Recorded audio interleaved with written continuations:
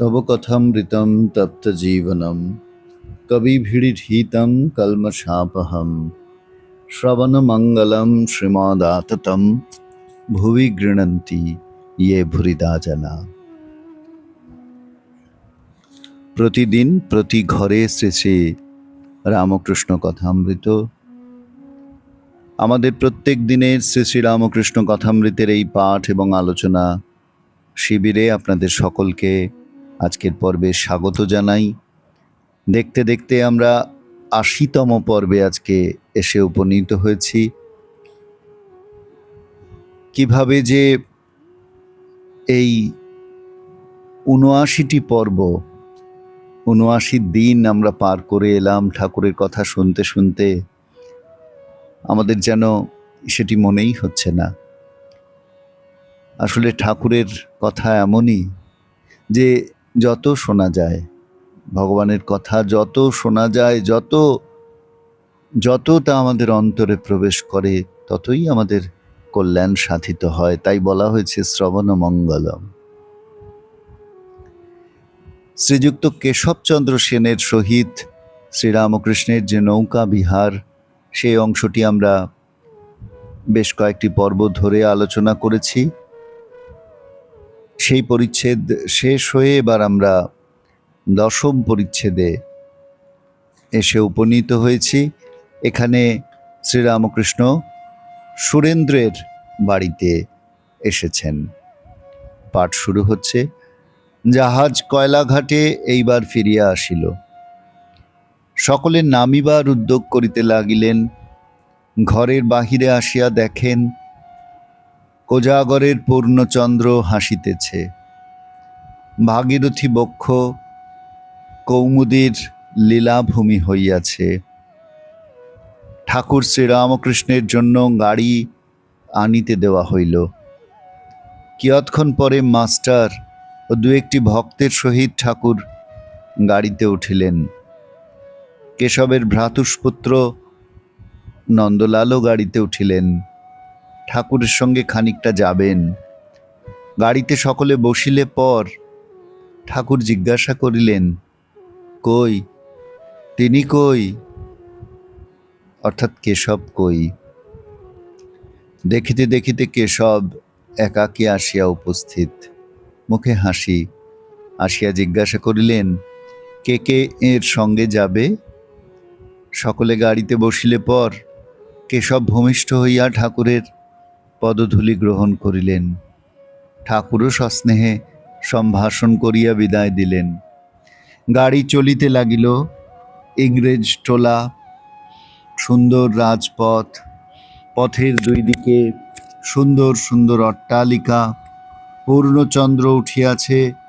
অট্টালিকাগুলি যেন বিমল শীতল চন্দ্রকিরণে বিশ্রাম করিতেছে। দ্বার দেশে বাষ্পীয় দ্বীপ, কক্ষ মধ্যে দ্বীপমালা, স্থানে স্থানে হারমোনিয়াম, পিয়ানো সংযোগে ইংরেজ মহিলারা গান করিতেছে। ঠাকুর আনন্দে হাস্য করিতে করিতে যাইতেছেন। হঠাৎ বললেন, আমার জল তৃষ্ণা পাচ্ছে, কি হবে, কি করা যায়? নন্দলাল ইন্ডিয়া ক্লাবের নিকট গাড়ি থামাইয়া উপরে জল আনিতে গেলেন। কাঁচের গ্লাসে করিয়া জল আনিলেন। ঠাকুর সহাস্যে জিজ্ঞাসা করিলেন, গ্লাসটি ধোয়া তো? নন্দলাল বললেন, হাঁ। ঠাকুর সেই গ্লাসে জলপান করিলেন। বালকের স্বভাব। গাড়ি চালাইয়া দিলে ঠাকুর মুখ বাড়াইয়া লোকজন, গাড়ি ঘোড়া, চাঁদের আলো দেখিতেছেন। সকল তাতেই আনন্দ। নন্দলাল কলুটোলায় নামিলেন। ঠাকুরের গাড়ি শিমুলিয়া স্ট্রিটে শ্রীযুক্ত সুরেশ মিত্রের বাড়িতে আসিয়া লাগিল। ঠাকুর তাহাকে সুরেন্দ্র বলিতেন। সুরেন্দ্র ঠাকুরের পরম ভক্ত, কিন্তু সুরেন্দ্র বাড়িতে নাই, তাহাদের নূতন বাগানে গিয়াছেন। বাড়ির লোকেরা বসিতে নিচের ঘর খুলিয়া দিলেন।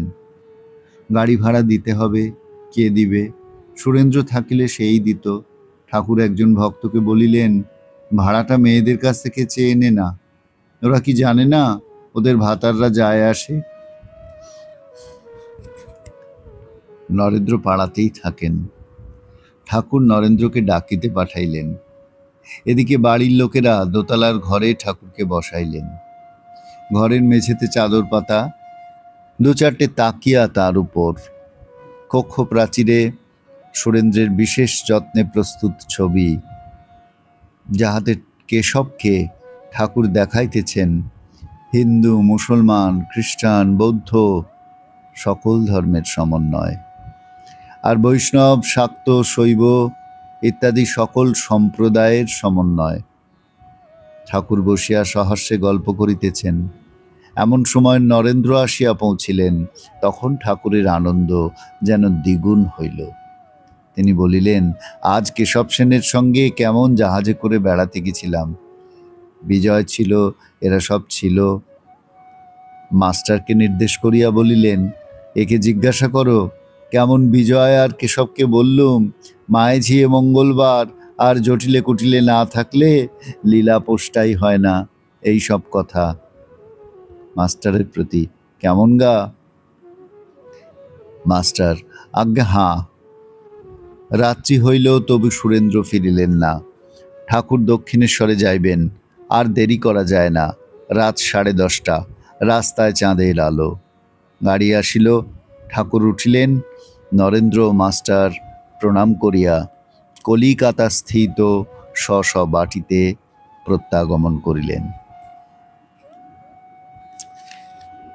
এতক্ষণ আমরা বিগত পর্বগুলিতে যে কেশব সেনের সঙ্গে শ্রীরামকৃষ্ণ এবং অন্যান্য ব্রাহ্ম ভক্তদের সঙ্গে শ্রীরামকৃষ্ণ যে স্টিমারে করিয়া ভ্রমণ করিতেছিলেন, সেই যে পর্বটি, সেই অংশটি আমরা এতক্ষণ ধরে আলোচনা করলাম। আমরা সেখানে দেখেছি নানান প্রসঙ্গ। শ্রীরামকৃষ্ণ অনর্গল ভগবত প্রসঙ্গ করেছেন। সব কিছুর মূলে তার সেই কথা, একই কথা, যে ভগবান দর্শন, সেইটি যেন আমাদের ভুল না হয়ে যায়। বারবার বলছেন সেই একই কথা, নানাভাবে তিনি বলছেন। কালীঘাটে গিয়ে আগে জোশ করে কালী দর্শন করো, তারপর দান ধ্যান।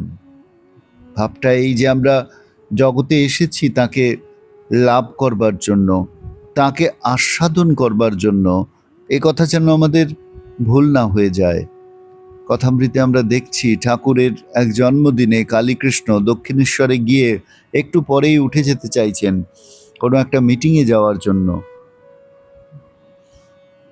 গিয়ে শ্রমিক কল্যাণ বিষয়ক কোনো মিটিং। ঠাকুর বলছেন এখানে কত হরিনাম হবে, কত আনন্দ হবে, ওর ভাগ্যে নেই। ঠাকুরের আফসোস হচ্ছে, কিন্তু কেন? কালীকৃষ্ণ তো ভালো কাজ করতে যাচ্ছেন, ভালো কাজ, কিন্তু ভগবত ভজনের যে সুযোগ রয়েছে সেটিকে উপেক্ষা করে অন্য কাজের দোহাই দেয়া, তা সে লোকহিতকর কাজই বা হোক না কেন, শ্রীরামকৃষ্ণের দৃষ্টিতে কিন্তু এটি সুবর্ণ সুযোগ হারানোর মতো।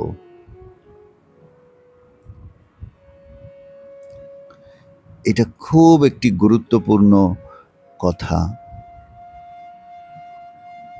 আমরা যেন এক মুহূর্তের জন্য ভগবানকে বিস্মৃত না হই। সেই ভগবান যে কেবল মাত্র তার বিগ্রহেই রয়েছেন তা নয়। ভাগবতে বলা হয়েছে, অর্চয়ামেব হরয়ে পূজাং ইয়া শ্রদ্ধয়তে ন তদ্ভক্তেষু চান্যেষু সভক্ত প্রাকৃত স্মৃত। যিনি কেবলমাত্র ভগবানের বিগ্রহে তার পূজা করেন, শ্রদ্ধা সহকারে না হলে তিনি তো ভক্তই হতেন না। এদিকে অন্যত্র এমনকি ভগবানের ভক্ত যারা, তাদের দিকেও দৃষ্টি নেই, তাকে প্রাকৃত ভক্ত বলে, অর্থাৎ প্রকৃতির প্রভাব যার উপর বেশি। আর শ্রেষ্ঠ ভক্ত কাকে বলা হয়েছে? না, বলা হচ্ছে সর্বভূতেষু ইয়া পশ্যেদ ভগবত ভাবমাত্মনা ভূতানি ভগবত্যাত্মন্যেষু ভাগবত ভাগবতোত্তমঃ। ভাগবতের মধ্যে উত্তম, ভগবানের ভক্তের মধ্যে শ্রেষ্ঠ কে? না, যিনি সর্বভূতে নিজ আত্মাকে দেখেন এবং ভূতানি ভগবতী আত্মানি, সমস্ত ভূতকে সেই ভগবানে দেখেন। ঠাকুর তাই বলছেন যে ভগবানের পূজা গাছে হয়, পাথরে হয়, প্রতিমায় হয়, মানুষে হয় না। মানুষের শ্রেষ্ঠ প্রকাশ, মানুষের ভিতরেই তাকে লাভ করবার, অভিন্নতা অনুভব করবার সুযোগ পাওয়া যায়। এদিক দিয়ে মানুষ শ্রেষ্ঠ।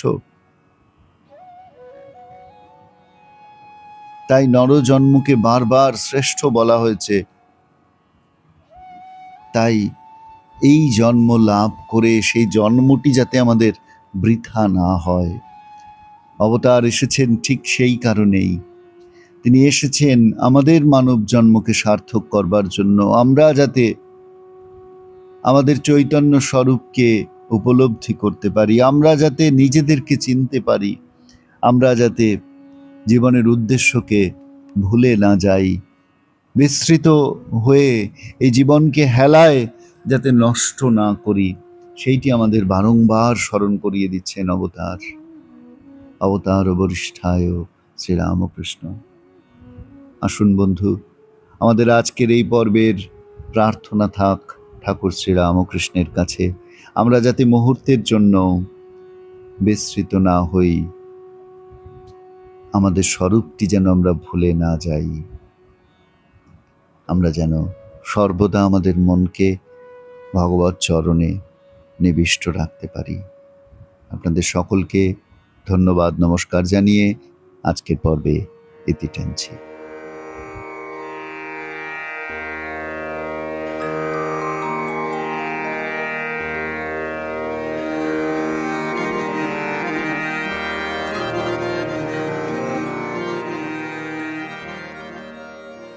প্রাণারাম প্রাণারাম প্রাণারাম প্রাণারাম প্রাণারাম প্রাণারাম। কি যেন লুকানো নামে তাই মিষ্ট এত তব না। প্রাণারাম প্রাণারাম প্রাণারাম প্রাণারাম প্রাণারাম প্রাণারাম।